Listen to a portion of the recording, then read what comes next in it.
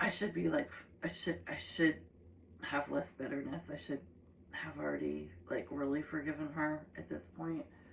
I mean, I have in like different increments, but then, you know, 'cause I do believe in God. I do believe that it's not her fault. She was mentally ill and she should be given grace. However, at the same time, it's like what happened happened and it altered my life forever. And, you know, in bad or low moments, I will definitely confess to, you know, daydreaming about like what would have been like if I hadn't been exposed to that. Like if I hadn't been exposed to like violent child abuse, like and name calling and all that, like bullying and I mean like fear and anxiety and just terrified of physical, you know, assault or just erratic schizophrenic behavior because my mom was severely mentally ill. She didn't take any medication and it was taken away from her at a young age before I was 5 for a head injury she gave me. But since I got adopted by her parents, they still were her caretakers, so they would go down. She lived at they had her in a different state.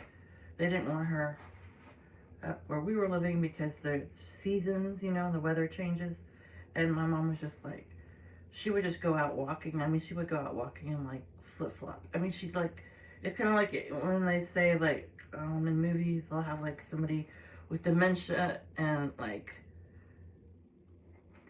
what the middle-aged person comes home from work and their parent that there's, you know, supposed to be at home, that supposed to be just watching TV or you know, being docile, like they gave them their medication before they left, is missing, and then they have to go driving around and call the police and try to find their missing parent who's wandering around the streets in the bathrobe because they have dementia and they don't know where they are and they're lost, you know, that kind of thing. That's like how my mom was.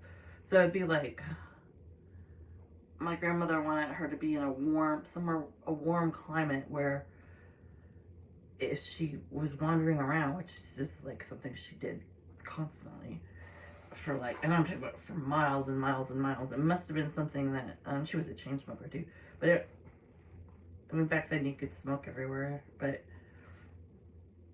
I think it just maybe the exercise relieved her mental anxiety. I have no idea, but so anyway, we would visit her and like clean up after her and fix all her messes and get her out of jail and get her into institutions and get her out of institutions and just, you know, the whole thing was a complete nightmare that went on for years and years and years. And I think the last time that, you know, she actually you know, hit me was I was 42 or something. But I mean, so that's just showing you like like from 5 to 40, still dealing with it. Not over yet. So, and then I thought, you know, I mean, we did sort of make up a little bit before her last 10 years of her life. Because she was in a nursing home. She like